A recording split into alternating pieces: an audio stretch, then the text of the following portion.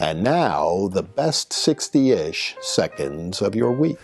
And no Phillies regalia this week as Red October comes to a screeching halt unceremoniously early, and you will be privileged not to have to listen to me inveigh about the Philadelphia Phillies anymore until next spring.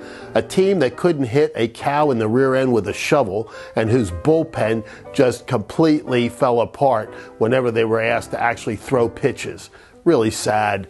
We'll say no more about that. And the campaign is now in the final stages of the 2024 election, and things are looking increasingly good for Republicans at both the national, state, and local level.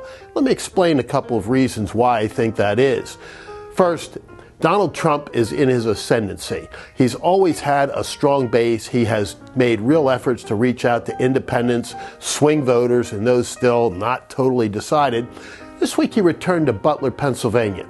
And you think about that. Not only did he draw a huge crowd, some estimates over 100,000. You know, Kamala Harris and Tim Walz couldn't get 10% of that if they tried. But it wasn't that was so important and significant about that rally in Butler. Obviously, it had great historic implications because of what happened there on July 13th. But it brought back to voters' minds that iconic symbol of Donald Trump raising his fist and saying, fight, fight, fight. And I've said all along, I think ultimately this campaign boils down to strength versus weakness. And you see again the incredible strength, not only of Donald Trump, but of his team and his campaign versus the weakness of Kamala Harris and Tim Walz. And so what does Kamala Harris do? She shrouds herself from any sort of real tough questioning, etc. This week she's on The View, she's on Howard Stern, for crying out loud, on Colbert, and they toss her these softballs and she basically bunts them back towards the pitcher.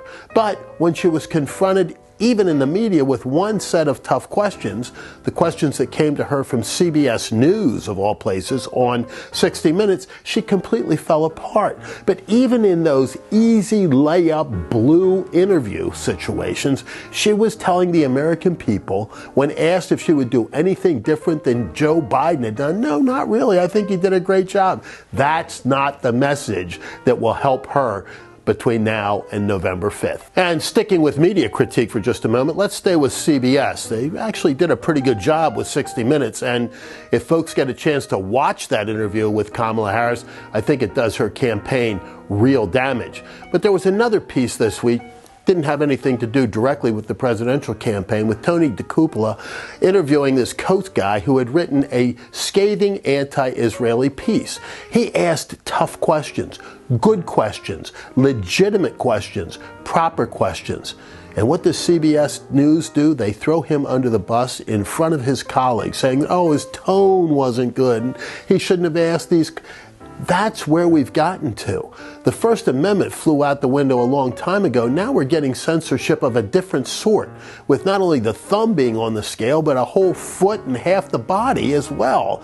And these are in situations that aren't directly related to the presidential campaign. So just imagine what we're going to get over the course of the next 3.5 weeks with the presidential campaign and the media. But the American people are seeing through it. And so you're beginning to see the shifts that occur in the late stages of a campaign. And specifically, I'm from Pennsylvania, so I see it directly, across that vaunted blue wall that collapsed like Humpty Dumpty back in 2016, you're beginning to see it happen again.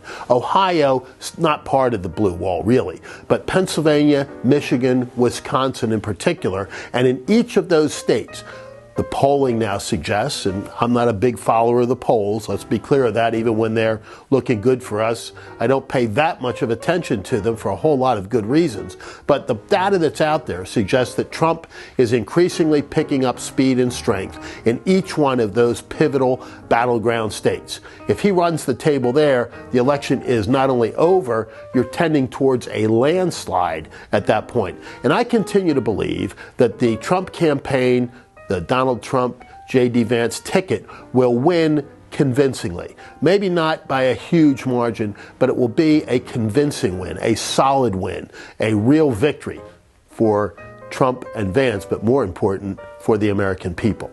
And finally, just one note of sadness.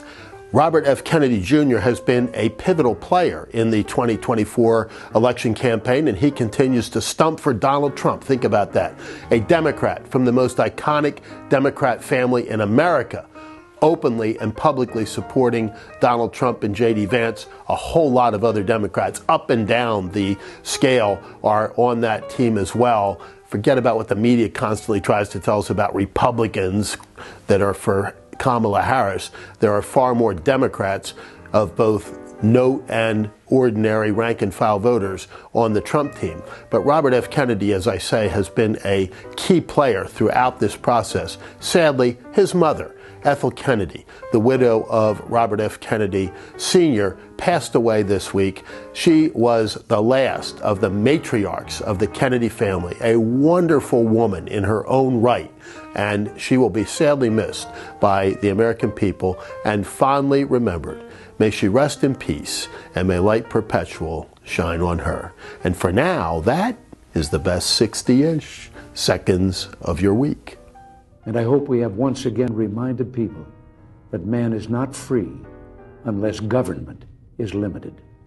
There's a clear cause and effect here that is as neat and predictable as a law of physics. As government expands, liberty contracts. I ask Democrats to listen to us, to give us a chance to consider whether or not we don't in fact stand for the justice and decency that you've always cared about. We welcome you. You're not without a home. We're building a new grassroots opportunity party. We need your new blood, your ideas, your enthusiasm, and your energy. Those were remarks from President Reagan's campaign rally 40 years ago today on October 10, 1984 in Warren, Michigan. Ronald Reagan, who began his political life as a Democrat, often urged other Democrats to also join the Republican Party. He often said that he didn't leave the Democratic Party, it left him.